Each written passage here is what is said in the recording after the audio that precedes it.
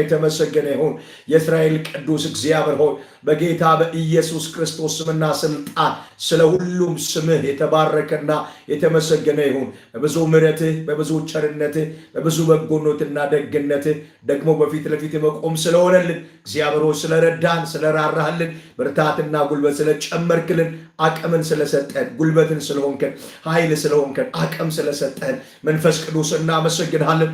ያስተምራቸው ዘንድ መልካሙን መንፈስህን ሰጣቸው እንደሚል ቃል የሚያስተምረው ያ መልካሙ መንፈስ አሁን በመካከላችን እንዲሆን የቃል ደጆች እንዲከፈቱ ልባችን ለቃል መልካም መሬት እንዲሆን ለማስተዋል አይምሯችን ለመስማት ልባችንም ደግሞ እንዲከፈት በጌታ በኢየሱስም በወደድከው በመረጥከው መንገድ እንድታስተምረን የቃል ደጆች እንዲከፈቱ ፈቃድ በዚህ መካከላችን እንዲፈጸም አንተ ከኛ ጋር እንድትሆን በምክር ግሩም ነህና ግሩም የሆነውን ምክርን እንድትሰጠን እግዚአብሔር ኃይል እንድታስታጥቀን በኢየሱስም የሆነ ሰው ተጽናንቶ እንዲወጣ የሆነ ሰው በርትቶ እንዲወጣ የሆነ ሰው እዚህ ከመጣ አይቀር እንደ ሰው ቃል ሳይሆን እንደ እግዚአብሔር ቃል ተቀበላችሁን እንደሚል ሐዋርያው ጳውሎስ እንደ እግዚአብሔር ቃል እንዲቀበሉ ሰው እንደሚናገር እንደሚያስተምር እንደሚሰብክ ሳይሆን እግዚአብሔር እንደሚናገር እንዲቆጥሩ ልባችን ላይ ቃል እንዲከብር ልባችን ላይ ቃል ተጽዕኖ እንዲያደርግ ልባችን ላይ ቃል ጉልበት እንዲያገኝ ልባችን ላይ ቃል ኃይል እንዲያገኝ ልባችን ላይ ቃል አቅም እንዲያገኝ ልባችን ላይ ቃል ብርታት እንዲያገኝ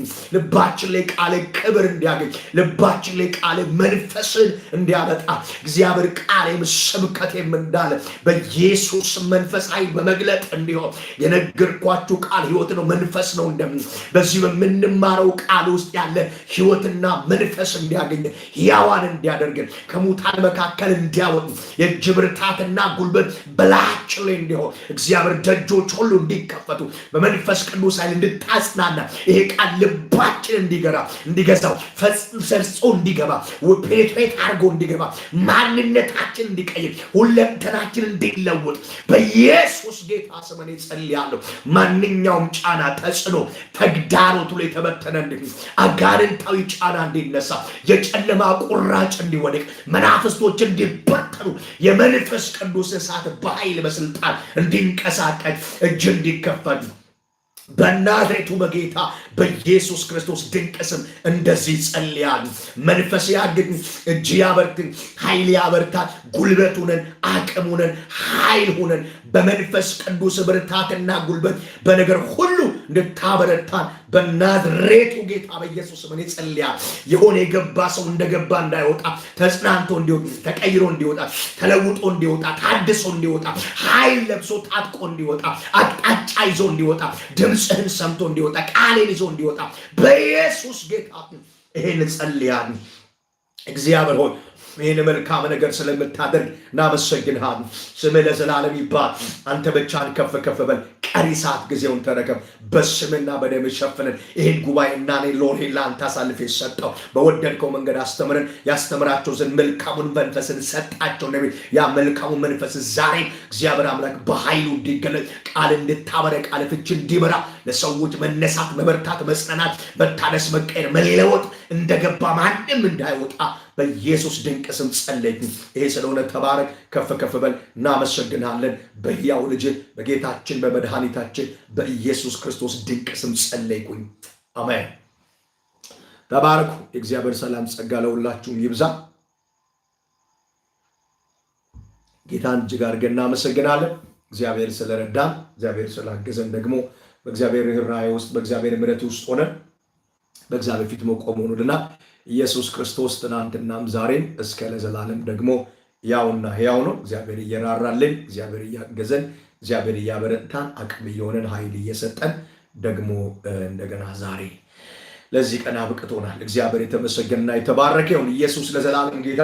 እንግዲህ እልከኝነት በመክብብ መጽሐፍ ምዕራፍ 7 ቁጥር 17 ላይ ያለውን እግዚአብሔርን ቃል እጅግ ክፉ አትሁን፣ እልከኛም አትሁን፣ ጊዜ ሳይደርስ እንዳትሞት የሚለው ሐሳብ ያንን ቃል መነሻ አድርገን በእግዚአብሔር ፊት እልከኝነት በሚል ሐሳብ የእግዚአብሔርን ቃል አብረን እያየን የተማረን አለን። እያየነው ሐሳብ እልከኝነት ምንድን ነው የሚለውን ሐሳብ እያየን ነው። አንዳንዱ ነገር ላይ እግዚአብሔር እንድንቆይ ያደርገናልና እግዚአብሔር እንድንቆይ እስከፈለገበት ታይም ድረስ እንቆይና ከዛ ሲጨርስ ደግሞ ሲያልቅ ወደሚቀጥለው ምዕራፍ እንሸጋግራለን። ኢየሱስ ለዘላለም ጌታ። እንግዲህ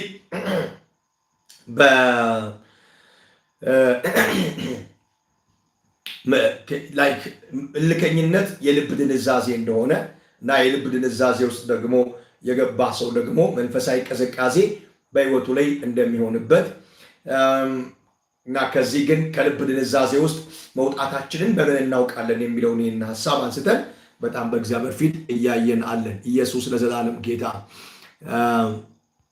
ሃሌሉያ።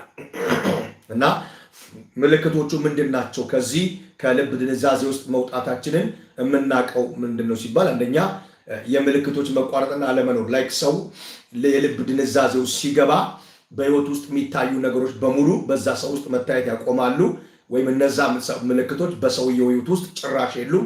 እንደዛ አይነት ነገር ካለ ምን ይሆናል? ያ ሰውዬ ከልብ ድንዛዜ ውስጥ እንደወጣ እናውቃለን።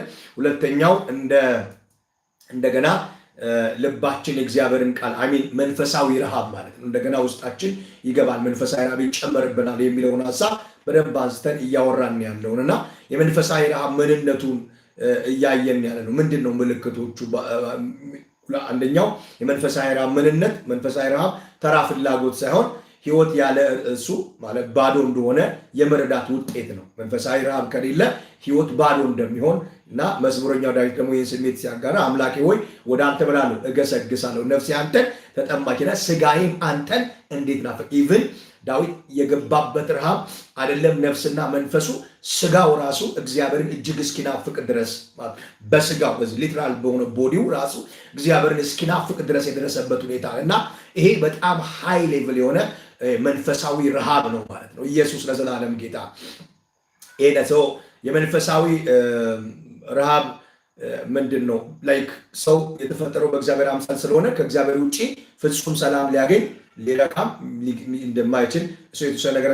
የመንፈሳዊ ረሃብ ምልክቶች ምንድን ናቸው የሚለውን ነገር እያየ አንድ ሰው መንፈሳዊ ረሃብ እንዳለበት የሚታወቀው ያለመደሰት ስሜት የሚለውን ሀሳብ አይተናል። እንግዲህ ያለመደሰት ስሜት ማለት ሁሉም ነገር እያለ ግን የሆነ የጎደለ ነገር እንዳለ መሰማት። ይህንን ያዕቆብን በደንብ አድርገን በእግዚአብሔር ቃል ውስጥ አይተናል።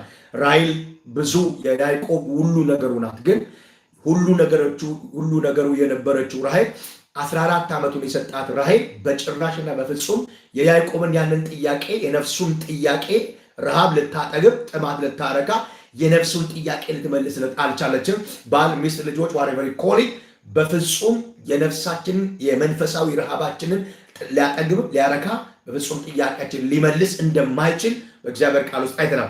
ሁለተኛው የመንፈሳዊ ረሃብ ምልክቱ ምንድን ነው ሲባል ሁለተኛ የቃል ጥማት ማለት የእግዚአብሔርን ቃል ለመስማት ለማንበብ ከፍተኛ የሆነ ጉጉት ውስጣችን ያድርብናል።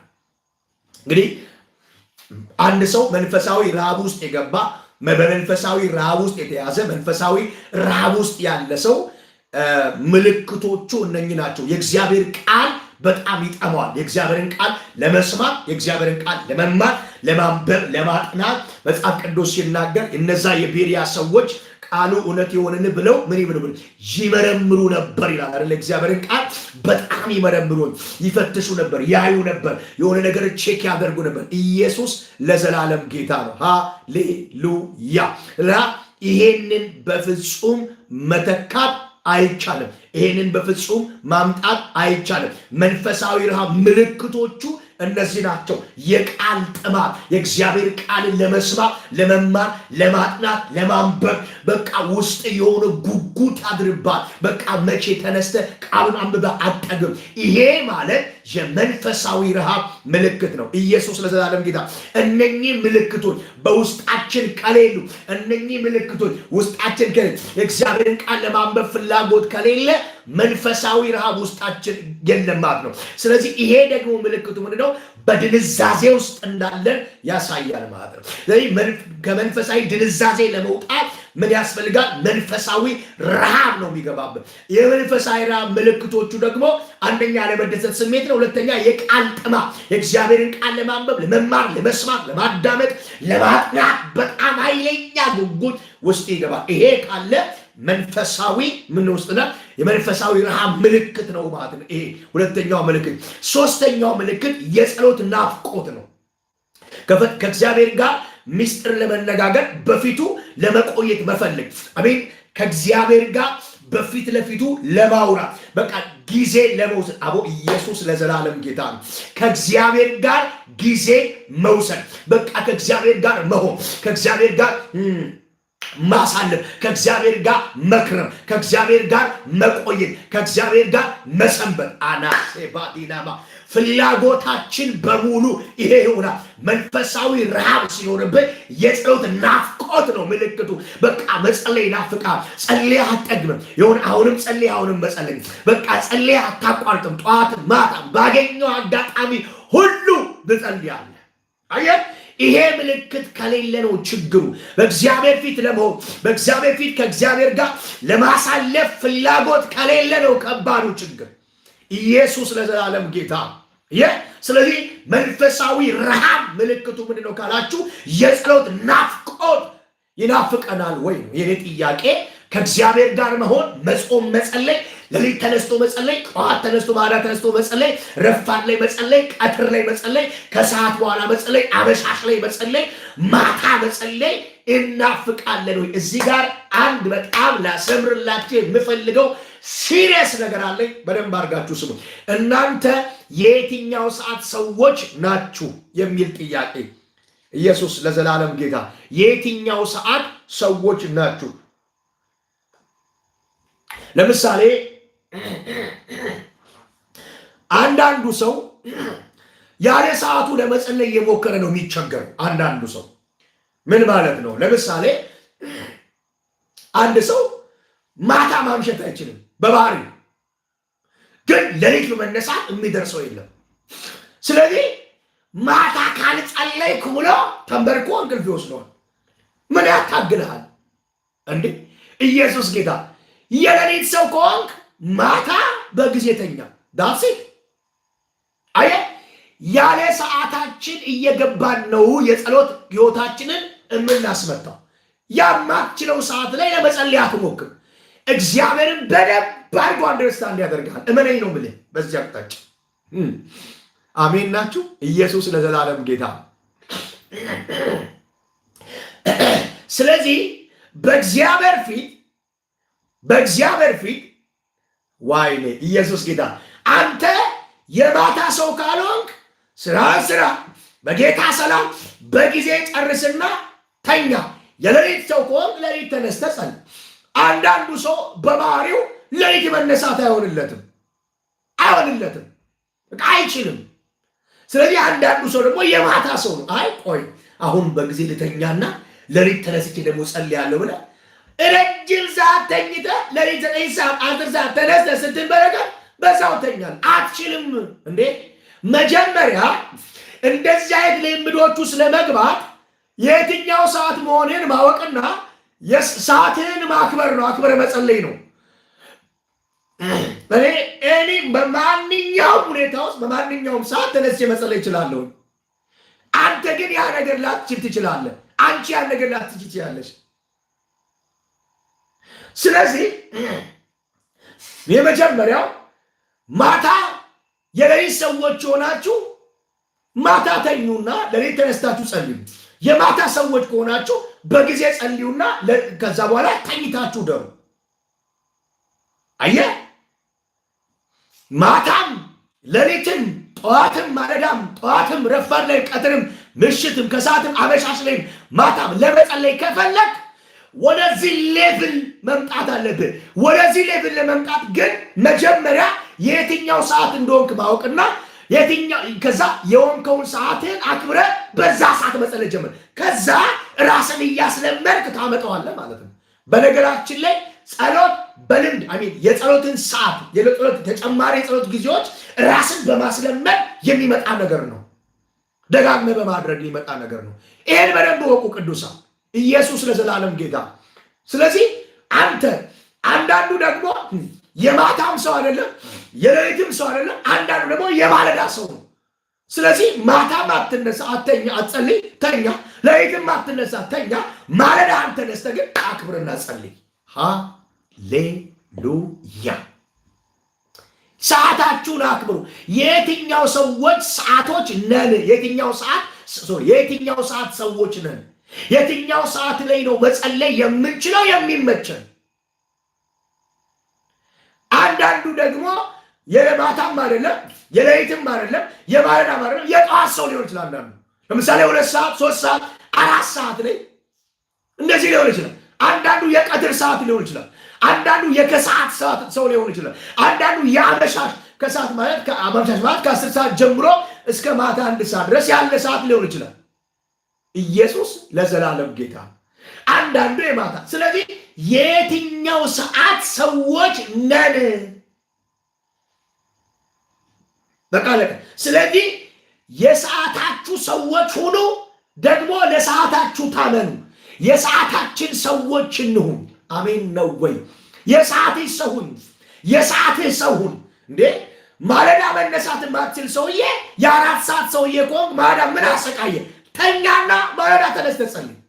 ከዛ ይህንን ፕራክቲስ እያደረግ በህይወት ስትል እየጨመርክ ስትል ማታ ማትችለው ሰውዬ ማታ መጸለይ ትጀምራለህ። አየህ፣ በልምድ ትሬን በማድረግ ራስ። ለዚህ ነው ጳውሎስ እግዚአብሔርን መምሰል አለ ራስን ምን በለ አትለምድ ይላል። ኢየሱስ ለዘላለም ጌታ ሃሌሉያ። እግዚአብሔርን መምሰል ራስን ምን በለ አስለምድ። ስለዚህ ራሳችሁን አስለምዱ። እግዚአብሔርን መምሰልን ራሳችሁን አስለምዱ። አለማምዱ ራሳችሁ። ከዛ አንደኛ የሰዓታችን ሰዎችን ሁሉ ሰዓታችንን እናክብር። በዛ ታማኞች እንገኝ፣ ያንን እንፈጽም። ከዛ ተጨማሪውን ታስብበታል። እኛ እኮ የሆነውን ሳናከብር ተጨማሪ ለማድረግ ስንታገል እኮ ነው የምንለፈው። ስለዚህ we should have to የሰዓታችን ሰዎች ልንሆን፣ ሰዓታችንን ልናከብር ይገባናል። ግዴታ ነው። ኢየሱስ ለዘላለም ጌታ። አትታገል። ምን አላፋ ምን አላፋሽ ምን አላፋን ምን አታገለን አትችልም። ወቀዶነ ተሰጸን እየጸለይክ የመጸለይ አቅም ሲጨምር፣ ለምሳሌ ኢየሱስ ጌታ ነው። ምንድነው የ4 ሰዓት ሰው ከሆንክ ከዛ በኋላ እየጨመርክ እየጸለይክ ስትሄድ 1 ሰዓት ትቀንስና 3 ሰዓት ትጀምራለህ። አየህ፣ ከዛ 1 ሰዓት ትጨምርና ወደ ኋላ ትቀንስና 2 ሰዓት ይሆናል። ከዛ 1 ሰዓት ትቀይርና 1 ሰዓት፣ ከዛ 12 ሰዓት፣ ከዛ 11 ሰዓት፣ ከዛ 10 ሰዓት፣ ከዛ 9፣ ከዛ 8 እያልክ ትመጣለህ። ኢየሱስ ለዘላለም ጌታ። ራስን ሳታስለምን ዋናህን የምትችልበትን ሰዓት ሳትጸልይበት ሌላ ታሪክ ውስጥ አትግባ እና አትጨናነቁ። አሜን ነው ወይ? ኢየሱስ ለዘላለም ጌታ። ለመጸለይ በጣም የምትጨናነቁ ሰዎች ምን ያስጨነቃችሁ? እንዲያራ አትጨነቅ። እግዚአብሔር አንተ ተጨንቀ በመጸለይ የሚደሰት አምላክ አይደለም። ሪላክስ አድርግ። ጸሎት ልጸልይ ስትነሳ ሪላክስ ማለት ኢንጆይ ነው ማድረግ ያለብን። ለምን? ከእግዚአብሔር ጋር ልታወራ ነው ማለት ነው። በቃ ተጨንቀህ ምንድን ነው አንተ? ዘና ብለህ ከእግዚአብሔር ጋር አውራ። አሜን። ኢየሱስ ዘላለም ጌታ። ዘና ብለህ ፈታ ብለህ ምንም ያስጨንቅ ነገር የለም አልኩ። በቃ እንዴ እግዚአብሔር የነጻነት አምላክ ነው። እንደዚህ ምን ጭጭምጭ ምናምን ብለህ እንደዚህ ተሸማቀ ተሽዋቀ ምናምን አትጸልይ። አትችልም። በምትችለው ሰዓት ተንበርክ። ችግሩ ጥያቄው ምንድነው? እኛ በምንችለው በማንችለውም ሰዓት አንጸልይም። ችግሩ እሱ ነው። የማንችለውን ሰዓት ነው። የምንችለውን ሰዓት ራሱ ሚስ እያደረግን ነው። ስለዚህ የጸሎት ናፍቆት የጸሎት ረሃብ ውስጣችን ካለ፣ የመጸለይ ጉጉት ካለ፣ ለምሳሌ 1 ሰዓት 30 ደቂቃ ጸልይ ነበር ሴትዮ 40 ደቂቃ ከጸለች there is something። ከዛ 50፣ ከዛ 1 ሰዓት፣ ከዛ 1 ሰዓት ተኩል፣ 2 ሰዓት፣ 4 ሰዓት እያልክ ትሄዳለህ ማለት ነው። አለቀ። ኢየሱስ ሁሉንም ሰዓት መጸለይ የምትችልበት አቋም ላይ ለመድረስ መጀመሪያ ከምትችለው ጀምር። አሜን ነው። ሁሉም ሰዓት ላይ የመጸለይ ሌቭል ላይ አቋም ላይ ለመምጣት ለመድረስ መጀመሪያ በምትችላት ሰዓት ታመን። የምትችላትን ሰዓት እግዚአብሔር ፊት ጸልይ። ታሶ ይሄ ነው እውነታው። አትላፋ፣ አትታገል። ጸሎት በትግል የሚደረግ ነገር አይደለም። ጸሎት በምትችለው ሰዓት ከእግዚአብሔር ጋር የምታወራበት ሰዓት ነው። ሪላክስ አድርገህ ዘና ብለህ የሆነ የምታመጥበት ምናምን ምክንያት የለም። እንዴ በኢየሱስ ጌታ ስም እና የየትኛው ሰዓት ነኝ የሚለው ትልቁ ጥያቄ ነው። እና የትኛው ሰዓት ናችሁ? እኔ ለእናንተ ይህን ኮሜንት ትቻለሁ። ኢየሱስ ክርስቶስ ለዘላለም ጌታ ነው።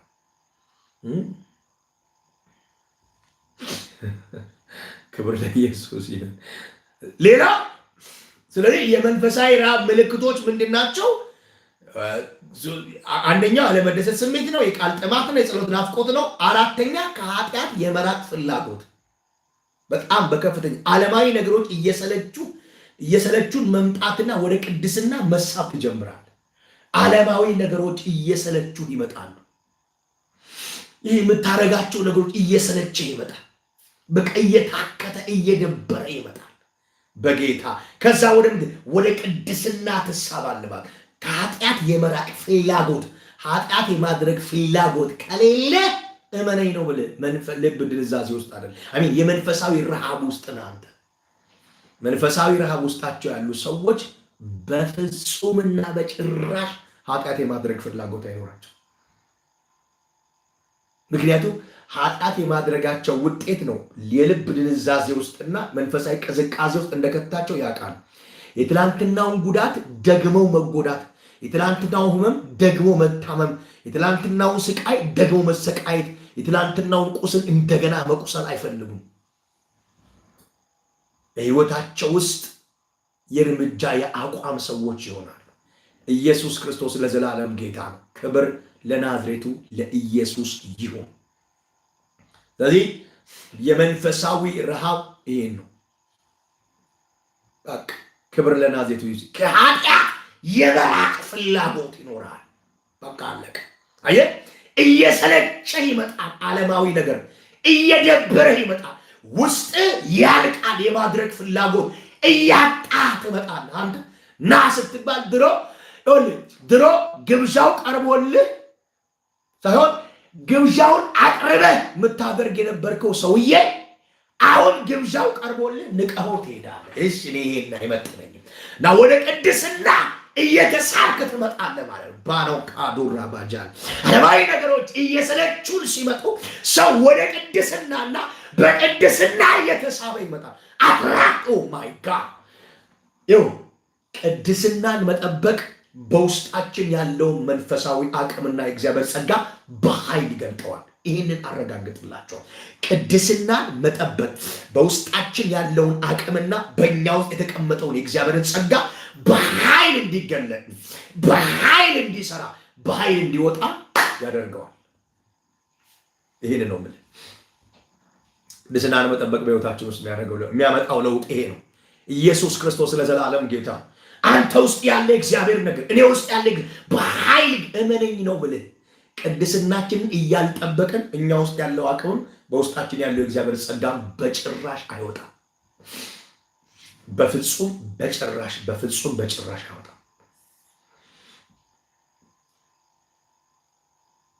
ኢየሱስ ለዘላለም ጌታ።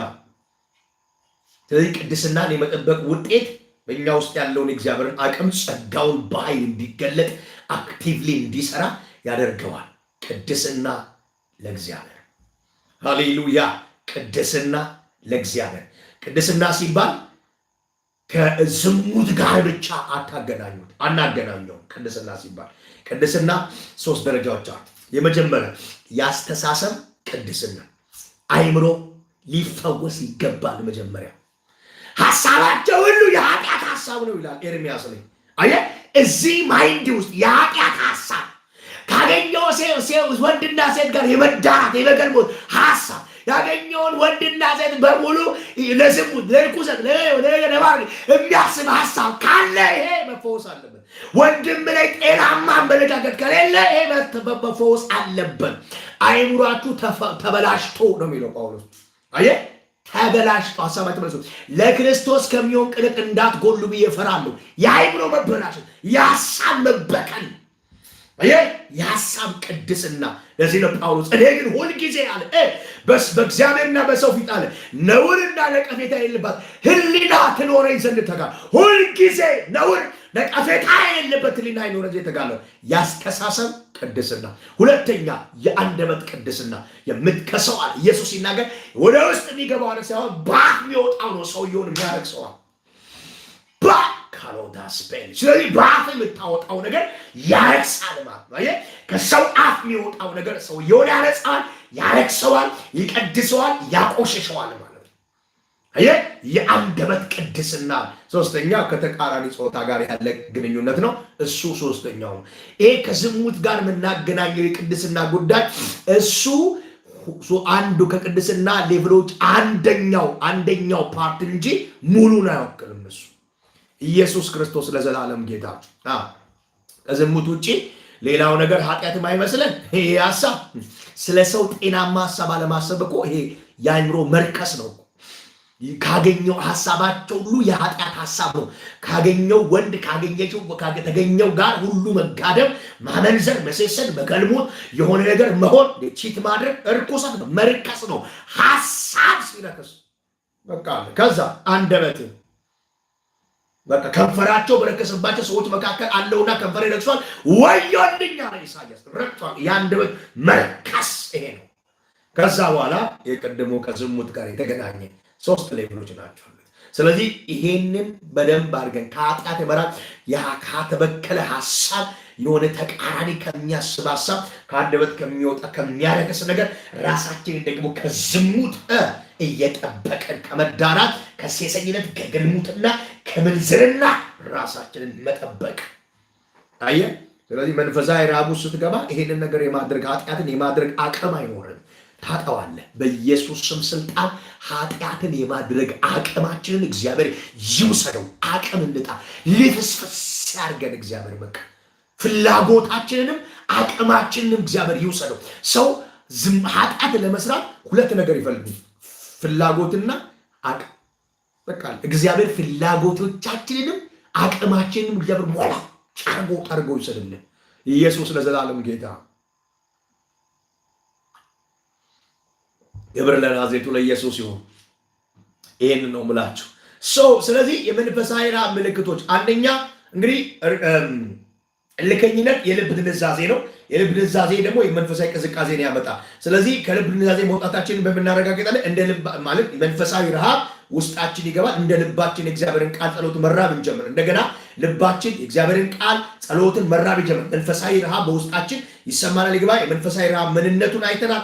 የመንፈሳዊ ረሃብ ምልክቶችን አይተናል። ሶስተኛ የመንፈሳዊ ረሃብን የሚያረቁ ምግቦች፣ መንፈሳዊ ረሃብን ሊያረቁልህ ሊያጠግቡልህ የሚችሉ ነገሮች ምንድን ናቸው? እነኝህን ነገሮች ቶሎ ብዬ ላንብብና ወደሚቀጥለው ልግባ መሰለኝ። ኢየሱስ ክርስቶስ ለዘላለም ጌታ።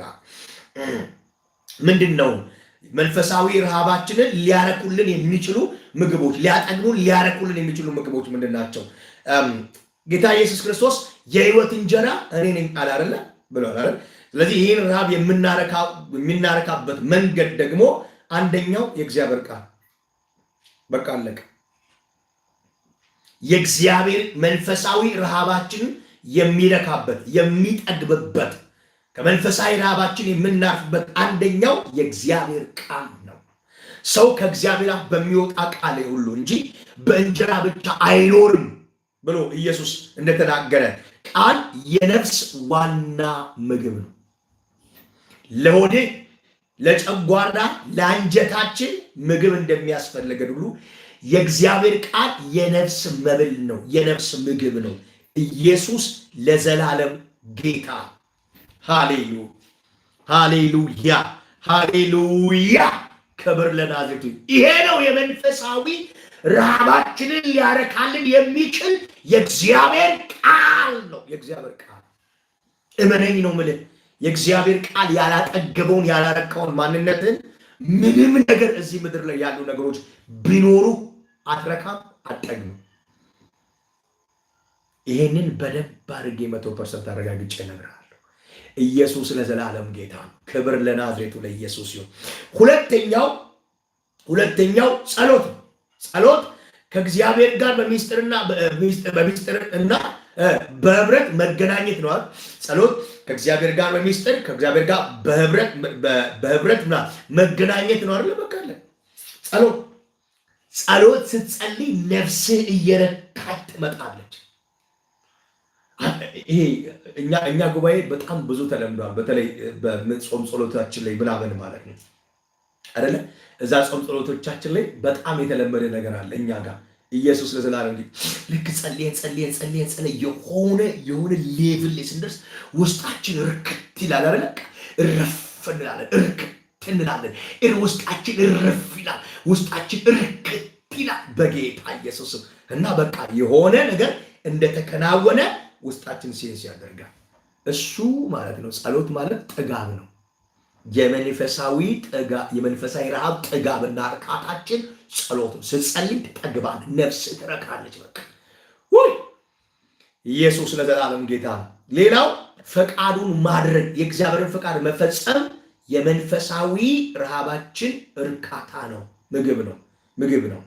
ኢየሱስ የእኔስ መብል አለ የላከኝን ፈቃድ አደርግ ዘንድ ስራውንም እፈጽም ዘንድ ነው ብሏል አይደል? ስለዚህ ሌሎችን ማገልገልና ፈቃዱን መፈጸም ነፍስን ያጠግባል። ኢየሱስ ምን አለ? ተርቧል። እንጀራ ደቀ መዛሙርቱ እንጀራ ሊያመጡ ሄዶ ከዛ በኋላ ኢየሱስ አይ የሆነ ሰው እንጀራ አምጥቶለት ምናምን ይሆናል ምናምን ብለው ማውራት ጀምሩ ማለት ነው። ከዛ እንደዛ ብለው ሲያወሩ ኢየሱስ ምን አለ? የኔስ መብል አለ የላከኝን ለጌታ በኢየሱስ ሃሌሉያ፣ ክብር ለናዝሬቱ ለኢየሱስ። የላከኝን ፈቃዱን መፈጸም ነው የኔ መብል። ክብር ለናዝሬቱ ለኢየሱስ ይሁን እና የኔ መብል እሱ ነው አለ። አየህ፣ የላከኝን ፈቃድ መፈጸም እሱ የኔ መብል ነው፣ የኔ ፍላጎት ነው እሱ አለ። የኔ መብሌ ፈቃዱን መፈጸም ነው። ክብር ለናዝሬቱ ለኢየሱስ ይሁን። ስለዚህ እግዚአብሔር ቃል ጸሎት፣ ፈቃዱን መፈጸም፣ ከዛ ደግሞ አራተኛ ላይ አምልኮ ማምለክ ወርሺፕ። ስታመልክ ነፍስ ነው የምትጠግበው። ነፍስ ትረካለች፣ ነፍስ ትጠግባለች። በኢየሱስ ጌታ ስም ጥግብ እርክት ነው የምትለው። በቃ ወይ ክብር ለናዝሬቱ ለኢየሱስ ይሁን። ኢየሱስ ለዘላለም ጌታ ነው። ሃሌሉያ። የእግዚአብሔር አምላካችን ስም የተባረከና የተመሰገነ ይሁን። ክብር ለኢየሱስ ይሁን። ስለዚህ ሰው የመንፈሳዊ ረሃብ በረከቶች ደግሞ ብዙውን ጊዜ ረሃብ እንደ ችግር ይታያል አይደለ? እንደ ችግር ይታያል። በመንፈሳዊ ሕይወት ግን መራብ በረከት ነው። በደንብ አድርጋችሁ ስሙ። ረሃብ ሰው ሲርበው እንደ ችግር ነው አይደል የምታየው? ወይ ተቸግሮ ነው ምናምን ብለህ ትላለህ ማለት ነው። ተቸግሮ ነው ምናምን ብለህ ትላለህ። ግን ብዙ ጊዜ ረሃብ እንደ ችግር ነው። መንፈሳዊ ሕይወት ላይ ግን መራብ በረከት ነው። ምክንያቱም የራበው ሰው ብቻ ነው አይደለ ወደ ማዕዱ ወደ እግዚአብሔር የሚቀርበው ማለት ነው። ስለዚህ የመንፈሳዊ ረሃብ በረከቱ ከእግዚአብሔር ጋር ያቀራርብሃል፣ ወደ እግዚአብሔር እንድትቀርብ ያደርግሃል ማለት ነው። እና ኢየሱስ በተራራው ስብከት ላይ እንዲህ ብሏል፣ ጽድቅን የሚራቡና የሚጠሙ ብፁዓን ናቸው ይጠግባሉና ብሏል ኢየሱስ። ሃሌሉያ። እና መንፈሳዊ ረሃብ እግዚአብሔር ወደ ራሱ ሊስበን የሚጠቀምበት መንፈሳዊ ማግኔት ነው። አንተም ወደ እግዚአብሔር ትጠጋለህ፣ ከዛ እግዚአብሔርም ደግሞ ወደ ራሱ አንተን የሚያስጠጋበት መንፈሳዊ ማግኔት ነው። ልባችን ለሰማያዊ ነገር ሲራብ እግዚአብሔርን እኛን ለመመገብና ለማርካት ዝግጁ መሆኑን በቃ ማወቅ አለብን። ልባችን መንፈሳዊ ነገር ለሰማያዊ ነገር ረሃብ ሲራብ በቃ መንፈሳዊ ረሃብ ውስጥ ሲገባ እግዚአብሔር ሊያጠግበን ሊያረካን እንደተዘጋጀ ይሄን ማወቅ አለብን። ኢየሱስ ክርስቶስ ለዘላለም ጌታ ነው። ሃሌሉያ፣ ክብር ለኢየሱስ ይሁን። ስለዚህ መንፈሳዊ ረሃብ በውስጣችን እንዲቀጥል፣ መንፈሳዊ ረሃብ በውስጣችን እንዳይጠፋ እንዳይቀዘቅዝ ልናደርጋቸው የሚገቡ 3 ነገሮች አሉ እና እነዚህን ልምዶች ሁልጊዜ ልናደርጋቸው ይገባል። እነኚህን ነገሮች እስኪ የተወሰነ ነገር ላውራላችሁና ከዛ በኋላ እንጨርሳለን። እንደዚህ ይላል፣ መንፈሳዊ ረሃብ ከውስጣችን እንዳይወሰድ፣ መንፈሳዊ ረሃባችን ከኛ እንዳይጠፋ፣ እንዲቀጥል፣ እንዳይቀዘቅዝ ልናደርጋቸው የሚገቡ 3 መሰረታዊ ነገሮች አሉ። 3 መሰረታዊ ነገሮች። አንደኛ፣ በደንብ አድርጋችሁ ስሙ። አንደኛ የቃልን ጥናት ልማድ ማድረግ፣ የእግዚአብሔርን ቃል ማጥናትን ልማድ ማድረግ፣ ትሬን ማድረግ ማለት ነው። መንፈሳዊ ረሃብ የሚጠፋው ቃሉን ስናጣ ነው። ኢየሱስ ክርስቶስ ለዘላለም ጌታ። ስለዚህ መንፈሳዊ ረሃብ ከውስጣችን የሚጠፋው መንፈሳዊ ረሃብን የምናጣው ቃሉን ውስጣችን ማጥናት ስናቆም ነው። እመኑኝ ነው ብላችሁ የእግዚአብሔርን ቃል ያጣ ህይወት መንፈሳዊ ረሃብ ውስጥ አይገኝም። የልብ ድንዛዜ መንፈሳዊ ቅዝቃዜ ውስጥ ነው የሚገኘው። ያሰ የእግዚአብሔርን ቃል ማጥናትን ልማድ ማድረግ ማለት ነው እና ስጋ በልቶ እንደሚጠግብ ሳይሆን መንፈስ በበላ ቁጥር መንፈሳችን የውስጥ መንፈሳችን በተመገበ ቁጥር ቃሉን ባነበበ ቁጥር ማለት ይራባል። ስለዚህ በየቀኑ የሚነበብ ስለዚህ እዚህ ጋር ምን ማድረግ አለን? በየቀኑ የሚነበብ ቋሚ ጥቅስ ሊኖረን ይገባል። ማለት ዛሬ ባላነብ ምን ይሆናል የሚለውን ሐሳብ ምን ማስወገድ አለብን። አየህ ዛሬ ባላነብ ምን ይሆናል፣ በቃ ዛሬ አላልን ነገ አነባለሁ የሚልን ምክንያት ከህይወታችን ማስወገድ አለብን። ስለዚህ ቃሉን ስናነብ እንደ አዲስ ውስጣችን እየተራበ ይሄዳል ማለት ነው። ኢየሱስ ና ውጤቱ ምንድነው ስትሉ ቃሉ በልባችን ውስጥ ጣፋጭ እየሆነ ሲመጣ ያ ጣዕም ይበልጥ እንድንራብ ያደርገናል። በነገራችን ላይ የእግዚአብሔር ቃል እያነበብክ በጣም እየተገለጠልህ ስትሄድ አትረካም። ከዛ ሌላ መገለጥ እንደገና ሌላ መገለጥ ውስጥ ይራባል። ሌላ መገለጥ እንደገና ውስጥ ሌላ ረሃብ እንደገና ውስጥ ይገባል። አይገርምህም? ኢየሱስ ክርስቶስ ለዘላለም ጌታ። ስለዚህ መንፈሳዊ ረሃባችን እንዲቀጥል የእግዚአብሔርን ቃል ጥናት ልማዳችን ማድረግ አለብን። ይሄን ሁልጊዜ ማነሳው የእግዚአብሔር ቃል አለ። ዘዳግም 17 ላይ ያለ የእግዚአብሔር ቃል ነው። እሱን አነብላችሁና ከዛ በኋላ ወደሚቀጥለው ኔዳ ኢየሱስ ክርስቶስ የእግዚአብሔር ልጅ ጌታ ዳግም 17 ከ19 እስከ 21 አካባቢ ይመስለኛል፣ ካልተሳሳትኩኝ እርግጠኛ አይደለሁም። ያ ከ19 እስከ 21 ዘዳግም ላይ እንደዚህ ይላል። አምላኩን እግዚአብሔርን መፍራት ይማር ዘንድ የዚህን ሕግ ቃል ሁሉ ይህችንም ስርዓት ጠብቆ ያደርግ ዘንድ ልቡ በወንድሞቹ ላይ እንዳይኮራ ከትእዛዙም ቀኝና ግራ እንዳይል እርሱም ልጆቹ በእስራኤል ልጆች መካከል ረጅም ዘመን ይነግሱ ዘንድ መጽሐፉ ከእርሱ ጋር ይኑር፣ ዕድሜውን ሁሉ ያንብበው። በቃ አለቀ። መጽሐፉ ከእሱ ጋር ይኑር። በእጁ ይሄ መጽሐፉ በእጁ ምን ይበል ይኑር። ከዛስ በእጁ እንዲኖር የተፈለገበት ምክንያት ደግሞ እየከደነ ውሩር ቸርች ይዞት እንዲሄድ ሳይሆን አገልጋይ ሲመጣ ያለ አዋራ እያጋገፈ አገልጋይ ሲመጣ ብቻ አንስቶ እንዲሰጥ ሳይሆን መጽሐፉ በእጁ ይኑር ኢኔሴንስ ያንብበው ነው። መጽሐፉ በእጁ ይኑር የተባለበት ምክንያት ዕድሜውን ሁሉ እንዲያነበው ነው። በቃ አለቀ። መጽሐፍ ቅዱስ በእጃችን ያለው ውሩር ቸርች ይዘን እንድንሄድ አይደለም። ይሄንን ወቁ። ወይ አገልጋይ ሲመጣ ፍፍ ብላ እያራገፍን አገልጋይ ሲመጣ ብቻ እንድናነሳው አይደለም። አለም ደግሞ እዛኛው ቤት እንዳለው ትራስ ስር እየከተትን እንደዚህ ምናምን አንተ ተበቀ አይደለም። መጽሐፍ ቅዱስን እጃችን ላይ ያለበት ምክንያት ዕድሜያችንን በሙሉ እንድናነበው ታስቡ። ይሄን ማወቅ አለብን። ኢየሱስ ለዘላለም ጌታ፣ ክብር ለኢየሱስ ይሁን። ይሄን በደንብ አድርገን በውስጣችን ያዝ።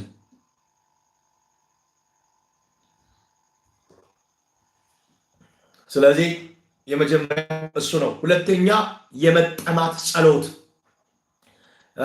የሚገርመው የመንፈሳዊ ረሃብ ስሜት ራሱ ከእግዚአብሔር የሚሰጥ ስጦታ ነው።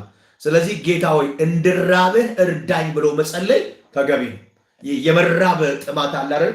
በቃ መቼም አንተን እንዳልጠግብህ፣ መቼም አንተን እንዳልረካ፣ በቃ ማለት በተጠጋሁ ቁጥር በጸለይኩኝ ቁጥር ወደ አንተ ፊት በመጣው ቁጥር አብዝቼ ምን ልበልህ ልራብህ። አሜን ናችሁ ወይ? ኢየሱስ ክርስቶስ የእግዚአብሔር ልጅ ብርቱ ጌታ። አብዝቼ ምን ልበልህ ልራብህ፣ አብዝቼ ምን ልበልህ ልጠማ። ክብር ለናዝሬቱ ለኢየሱስ ይሁን። ሃሌሉያ ሃሌሉያ። የእግዚአብሔር ስም የተባረከ ይሁን። ኢየሱስ አብዝቼ ምን ልበል ልራብ፣ አብዝቼ ልጠማ፣ አብዝቼ ልፈልግ። አሜን ነው ወይ? በቃ በቀረብኩ ቁጥር አልጠገብም። ሰው መብላት የሚያቆመው ሲጠግብ ነው። መጠጣት የሚያቆመው ሲረካ ነው። እመነኝ፣ ወደ እግዚአብሔር በቀረብን ቁጥር እየረካን ከሆነ እየጠገብን ከሆነ እያቆምን ነው። ሌላ ረሃብ፣ ሌላ ጉጉት፣ ሌላ ጥማት፣ ሌላ ናፍቆት እንደገና ውስጣችን ሊኖር ይገባል። አንርካው፣ እግዚአብሔርን አንጥገበው፣ ሁሌ እንራበው። አሜን። ስለዚህ እግዚአብሔር ሆይ፣ ስለዚህ መንፈሳዊ ረሃብ ስሜቱ ራሱ ከማን የሚሰጥ ነው? ከእግዚአብሔር የሚሰጥ ስለሆነ ጌታ ሆይ እንድራብ ሁልጊዜ እንድራብ ሁልጊዜ እንድጠማ እርዳኝ ብሎ መጸለይ ተገቢ ነው።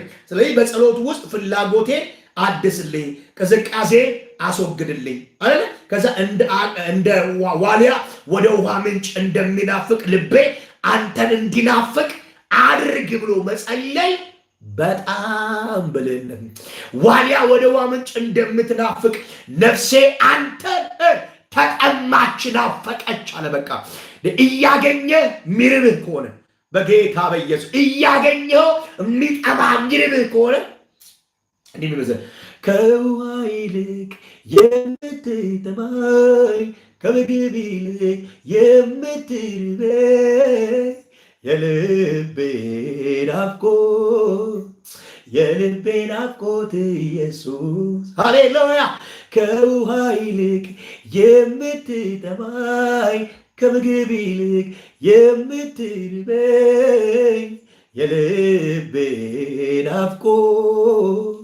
የልቤ ናፍቆት ኢየሱስ ከውሃ ይልቅ የምትጠማኝ ከምግብ ይልቅ የምትርበኝ የልቤ ናፍቆት ኢየሱስ። ወዳጆቼ መራብ አናቁም፣ መጠማትን አናቁም። እግዚአብሔርን የረካ ቀን፣ እግዚአብሔርን የጠገብከው ቀን፣ እግዚአብሔርን የጠገበን ነው ቀን፣ በቃ መራብ ያቆመን ቀን ነው። ከባድ ሁልጊዜ መራብ፣ ሁልጊዜ መናፈቅ፣ ሁልጊዜ መፈለግ፣ ሁልጊዜ ያለማቋረጥ መራብ፣ መፈለግ፣ መጠማ፣ ይሄ መንፈሳዊ ነገር ነው። መንፈሳዊ ረሃባችን እንዳይጠፋ ይሄንን እንጸልይ ይገባናል። እግዚአብሔር ይህንን ጸሎት በደስታ እንደሚመልስልን በውስጣችንም አዲስ የመንፈስ ቅዱስ መነቃቃት መነሳት እንደሚፈጥርልን በጣም እርግጠኛ ሆኜ ነው የምነግራችሁ። ይሄ ጸሎት ስንጸልይ ኢየሱስ ክርስቶስ ለዘላለም ጌታ። ሌላው ሶስተኛው መንፈሳዊ ረሃባችን እንዲቀጥል እንዳይቋረጥ፣ መንፈሳዊ ቅዝቃዜ እንዳንገባ የሚያደርጉ ነገሮች ውስጥ ሶስተኛው የማይጠቅሙ ምግቦችን መቀነስ። በቃ አቮይድ ስፒሪቹዋል ጃንክ ፉድስ። በቃ አቮይድ የማይጠቅሙ ምግቦችን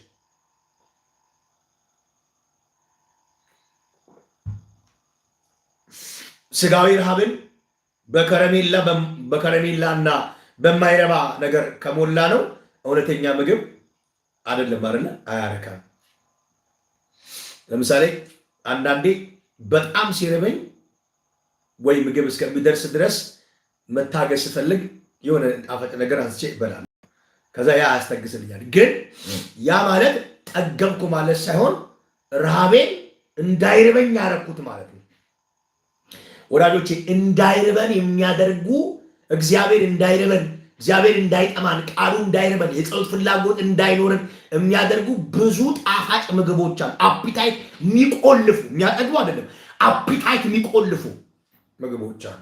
እና መንፈሳዊ ረሃብን በዓለማዊ መዝናኛ፣ በከንቱ ወሬ፣ በስጋዊ ምኞት ከተሞላ ለሰላማዊ ነገር ያለን ፍላጎት፣ ለመንፈሳዊና ለሰማያዊ ነገር ያለን ፍላጎት ይሞትብናል። ስለዚህ አላስፈላጊ ጃንክ የሆኑ ፉዶችን ምን ማድረግ አለበት? ከህይወታችን መቀነስ አለብን። ለምሳሌ በዓለማዊ ነገሮች መዝናናት ችግር የለም እኮ መዝናናት በነገሮች ላይ ምንም ችግር የለውም። ግን ኦቨር ታደርገዋለህ። አየህ።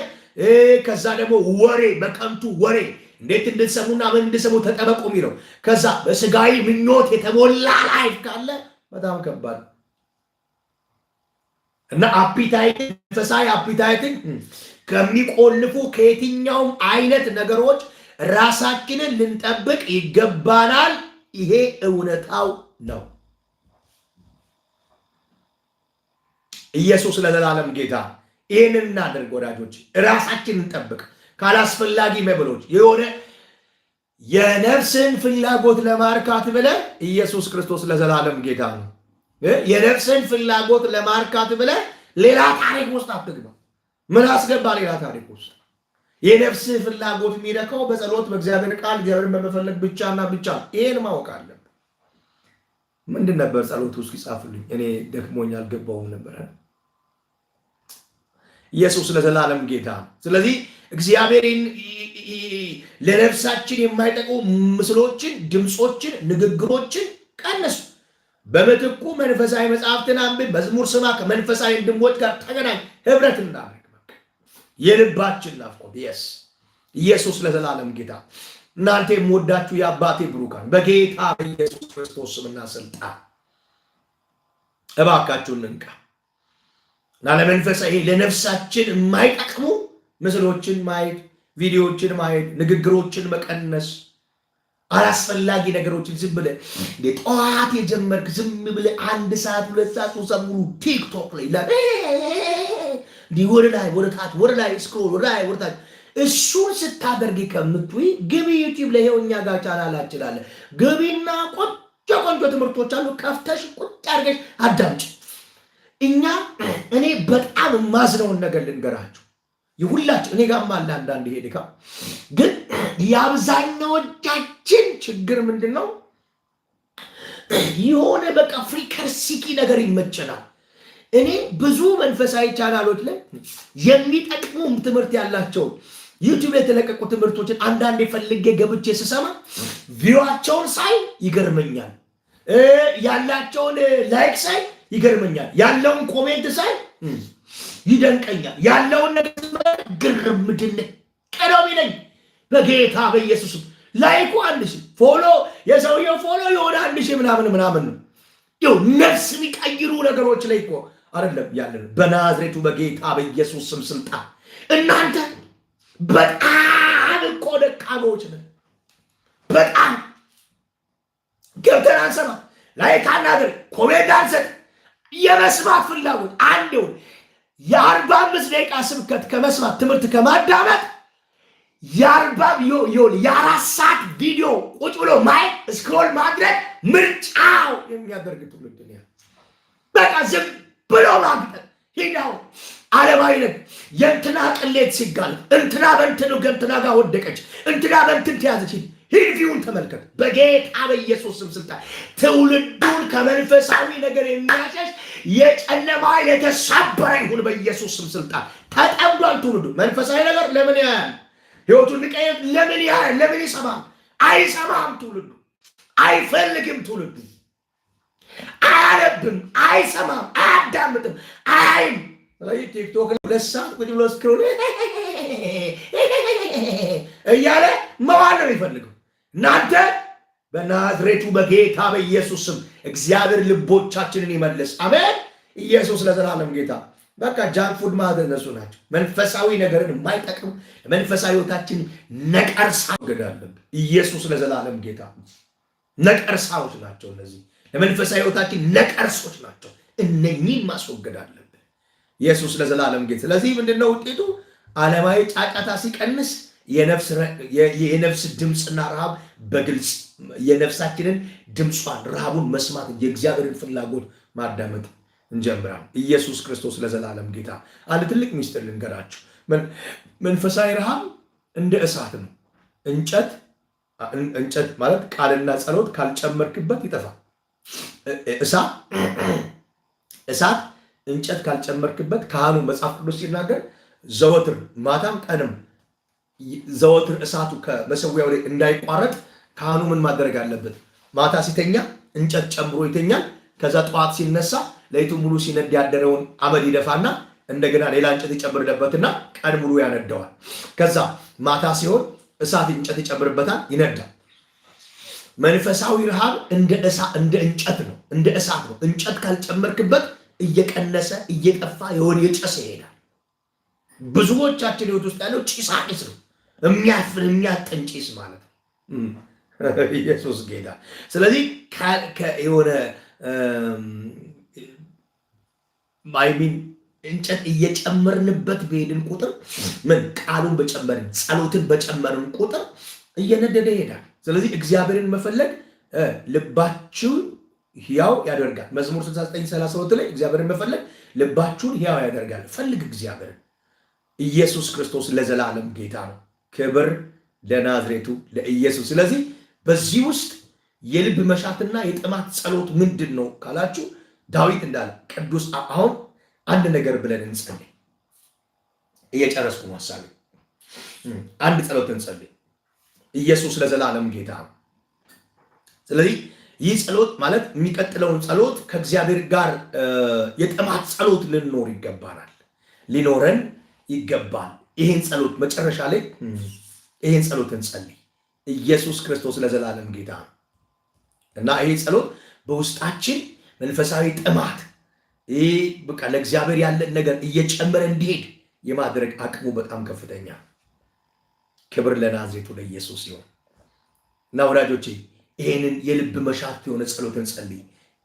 ቅዱስ አምላክ እግዚአብሔር ሆይ የህይወት ምንጭ አንተ ነህ። ነፍሴን የፈጠርካት ለአንተ እንድትሆንና በአንተም እንድትረካ ነው። ዛሬ ግን በዓለም ጫጫታና በስጋዊ ጭንቀት ተውጬ ጥማቴ ሲቀዘቅዝ ረሃቤም ሲጠፋ ይታየኛል። አየህ፣ ይህን ጸሎት መጸለይ በኢየሱስ ክርስቶስ። ከዛ ጌታ ሆይ እንደ ዋልያ ወደ ውሃ ምንጭ እንደሚናፍቅ ነፍሴ አንተን እንድትናፍቅ አድርጋት።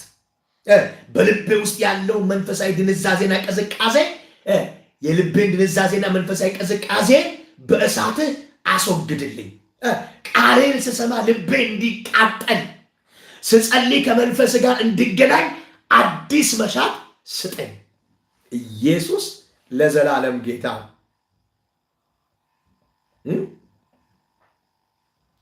ክብር ለኢየሱስ ይሁን። አየህ፣ አዲስ መሻት ምን በለኝ ስጠኝ። ከዛ ከማያረካ የዓለም መጠጥ ይልቅ አንተን መጠማትን፣ ከማያጠግበው የዓለም እንጀራ ይልቅ ቃልህን መራብን ምርጫዬ አድርግልኝ። በውስጤ የከፈትከውን የጥማት በር አንተን አግኝቼ እስካረካ ድረስ እንዳይዘጋ በጸጋ እርዳኝ። በጌታዬ በኢየሱስ ክርስቶስ ስም አሜን ብለህ ጸልየተኛ። በቃ ከዛ ጸሎቱን ውጤታማ ለማድረግ ደግሞ ይሄ ጸሎት እደግመዋለሁ ጸሎቱን። እሺ፣ ኢየሱስ ክርስቶስ ለዘላለም ጌታ። ቅዱስ አባት እግዚአብሔር ሆይ የህይወት ምንጭ አንተ ነህ። ነፍሴን የፈጠርካት ለአንተ እንድትሆንና በአንተም እንድትረካ ነው። ዛሬ ግን በዓለም ጫጫታና በስጋዊ ጭንቀት ተውጬ ጥማቴ ሲቀዘቅዝ ረሃቤም ሲጠፋ ይታየኛል። ጌታ ሆይ እንደ ዋልያ ወደ ውሃ ምንጭ እንደሚናፍቅ ነፍሴ አንተን እንድትናፍቅ አድርጋት። በልቤ ውስጥ ያለውን መንፈሳዊ የልብ ድንዛዜና መንፈሳዊ ቅዝቃዜ በእሳትህ አስወግድልኝ። ቃልህን ስሰማ ልቤ እንዲቃጠል ስጸልይ ከመንፈስ ጋር እንድገናኝ አዲስ መሻትን ስጠኝ። ከማያረካ የዓለም መጠጥ ይልቅ አንተን መጠማትን፣ ከማያጠግበው የዓለም እንጀራ ይልቅ ቃልህን መራብን ምርጫዬ አድርግልኝ። በውስጤ የከፈትከው የጥማት በር አንተን አግኝቼ እስክረካ ድረስ እንዳይዘጋብኝ ጸጋን አብዛልኝ፣ ጸጋ ይርዳኝ ብሎ መጸለይ። ይህን ጸሎት ጸልየ ስትጨርስ መዝሙር 42ን በቃ እንደዚህ ይላል። መዝሙር 42 ሃሌሉያ! ኢየሱስ ለዘላለም ጌታ። መዝሙር 42 እንዲህ ይላል። አናስ ፔሌጌዲጎስ ያማ ዋልያ ወደ ውሃ ምንጭ እንደሚናፍቅ አቤቱ እንዲሁ ነፍሴ ወደ አንተ ትናፍቃለች። ነፍሴ ወደ ሕያው አምላክ ተጠማች። መቼ ደርሳለሁ? የአምላክንስ ፊት መቼ አያለው? ዘወትር አምላክ ወዴት ነው ሲሉኝ እምባዬ በቀንና በሌት ምግብ ሆነኝ። ይህን ሳስብ ነፍሴ በውስጤ ፈሰሰች።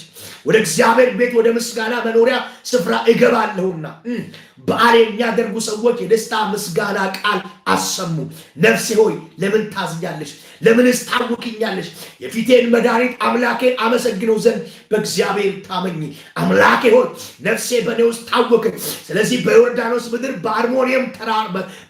በአርሞንኤምም በታናሹም ተራራ አስብሃለሁ።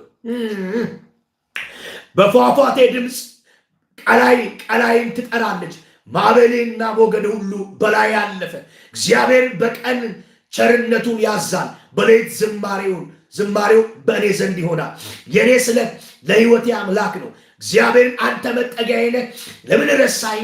ጠላቶቼ ሲያስጨንቁኝ ለምን አዝኜ እመለሳለሁ እለዋለሁ። ጠላቶቼ ሁልጊዜ አምላክ ወዴት ነው ባሉኝ ጊዜ አጥንቶቼን እየቀለጣጠሙ ሰደቡኝ። ነፍሴ ሆይ ለምን ታዝኛለች? ለምን ታውክኛለች? የፊቴን መድኃኒት አምላኬን አመሰግነው ዘንድ በእግዚአብሔር ታመኚ። ዋልያ ወደ ሆማ ምንጭ እንደምትላክ ነፍሴ አንተን ናፈቀች፣ ተራበች፣ ተጠማች፣ በቃ ውስጤ ተቃጠለ አንተን ይላል ልቤ፣ አንተን ይላል ልቤ።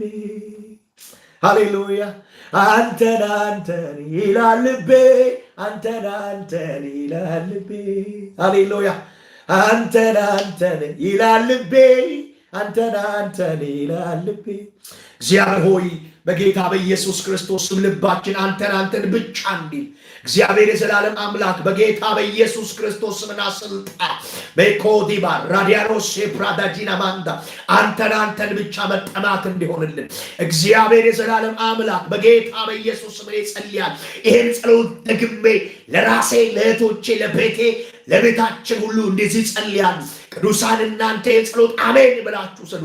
የዘላለም አባት እግዚአብሔር ሆይ የሕይወት ምንጭውን አንተን ነፍሳችን የፈጠርካ ለአንተ እንድትሆንና በአንተም እንድትረካ ነው። እግዚአብሔር ሆይ ዛሬ በዓለም ጫጫታና በስጋዊ ጭንቀት ተውጠን ጥማታችን ሲቀዘቅዝ ረሃባችን ሲጠፋ ይታወቀናል። እግዚአብሔር አባት እንደ ዋልያ ወደ ውሃ ምንጭ እንደምትናፍቅ እንዲሁ በኢየሱስ ነፍሳችን አንተን እንድትናፍቅ እግዚአብሔር የዘላለም አምላክ በልባችን ውስጥ ያለው መንፈሳዊ ቅዝቃዜና ድንዛዜ እግዚአብሔር በእሳት እንዲወገድልን እግዚአብሔር ቃልን ስንሰማ ልባችን እንዲቃጠል ስንጸልይ ከመንፈስ ጋር እንድንገናኝ አዲስን መሻ እንድትሰጠን እንደገና ልባችን እንዲቃጠል እንደገና መነቃቃት መነሳሳት እንዲሆን ከዓለም ጫጫታ ጋጋታ ኮልኮሌ እንድታወጣ አንተን መራ።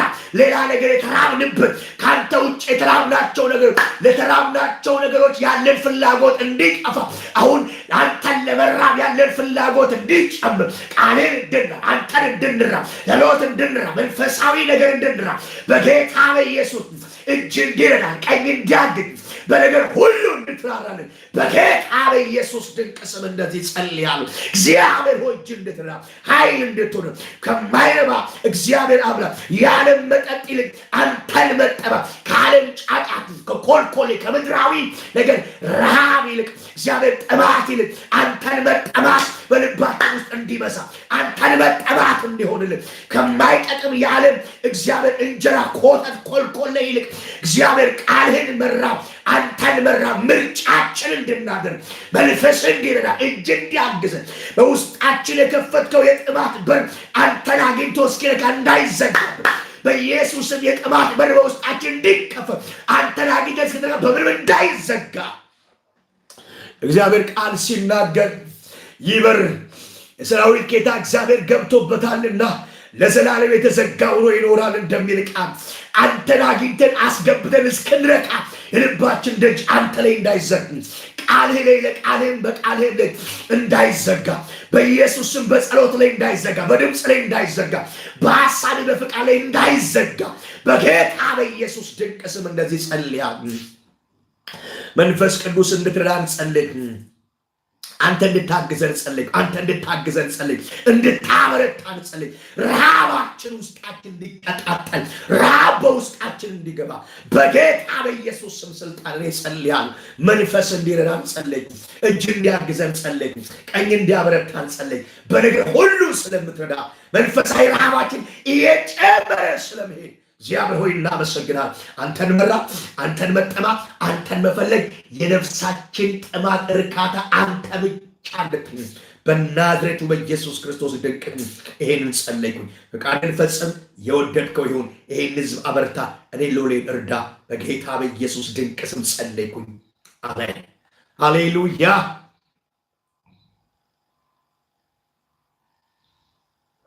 ተባረኩ። ጌታ አምላክ እግዚአብሔር ዘመናችሁን ይባርክ። በብዙ ለምለሙ ጸጋው ምሕረቱ ይብዛላችሁ። የእግዚአብሔር ቸርነት በሁላችሁ ላይ ከሁላችሁ ጋር ይሁን። እግዚአብሔር የፊቱን ብርሃን በላያችሁ ላይ ያብራ። እግዚአብሔር መልካምነቱን በእናንተ ላይ ይግለጥ። በነገር ሁሉ በክርስቶስ ኢየሱስም ተባርካችሁ ቅሩ። ዘር ዘመናችሁ ትውልዳችሁ ይባረክ። ሁላችሁንም ወዳችኋለሁ።